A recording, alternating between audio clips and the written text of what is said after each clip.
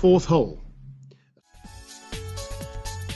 A strong left to right crosswind on the tee may lead you to think that you should set your shot out over the left-hand bunker, allowing the wind to bring it back on line. But be warned, the tall trees lining the left side of this hole provide a lot of protection. This deceptively long green slopes towards you and has a rising step towards the back, making club selection very tough. Depending on the wind and pin position, this par 3 can play anything from an 8-iron to the front of the green to a 4-iron to reach the very back. A shot drifting to the left will catch the large bunker that runs almost the entire length of the green. Anything leaking to the right will catch the bank here and kick down the slope, leaving an extremely tricky chip back onto the green.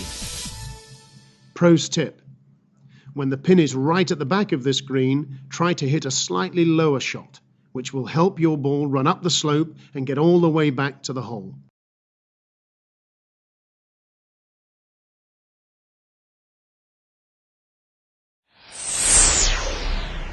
Eighth hole. Probably the hardest hole at San Martin's on which to make a par. A very straight long iron or fairway wood shot is the only way to avoid catching water hazards left and right of this extremely narrow green.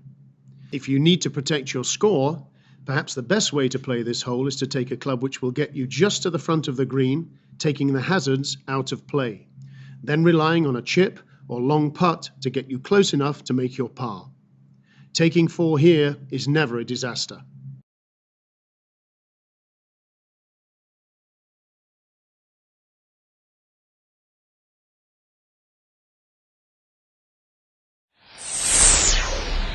11th hole.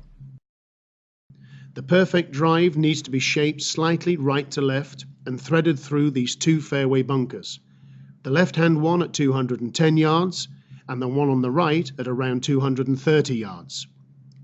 If you don't fancy taking them on, then aim at the right-hand bunker with a club that will lay you up short of the hazard. This also gives you the ideal line into the green for your approach shot. Be careful when playing your second shot.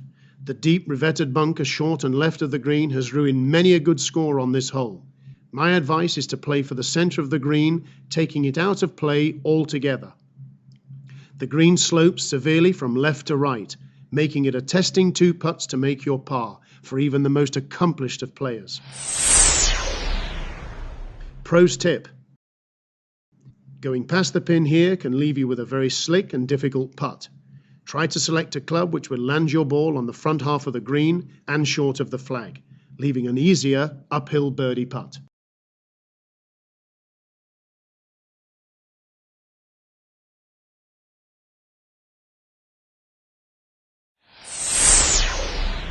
Twelfth hole. There is little margin for error here for getting your club selection wrong. The most important thing when playing to this raised green is to take enough club to carry the deep front bunker. But be careful. Go slightly long and you will run down the slope at the back of the green and into the trees. A shot leaking to the right will kick down the bank into the bunker here, and anything short can run all the way back down the steep slope in front of the green. The green slopes severely from back to front, and in my opinion is the toughest on the course. 2 putts here and onto the next tee is always a good result. Pros tip: going past the pin here can leave you with a very slick and difficult putt.